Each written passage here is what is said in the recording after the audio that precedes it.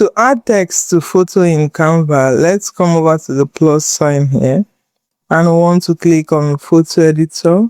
We'll bring in our photo from the upload here. Our photo has opened in this window, and to add text to it, we are going to proceed to click to create design. And from here, let's click on text and we can select from custom text that I already set here. I'm going to click on this one and I have my text box.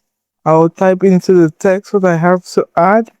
You want to click out, click back into the text box and come into size here and resize it to 50. You can bring it and position it where you want it to appear. We can go over to text color here and click on the black color or whatever color that you're going for from here. The beautiful thing is that you can also add in gradient color. And from here, this text has an effect. I'm going to click on it and I will take out the effect or choose a new one. Yeah, I pretty much prefer this effect.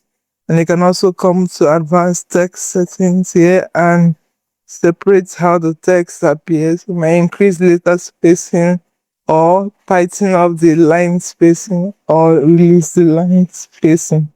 And you can also move your text box and position this how you want it to appear in your design.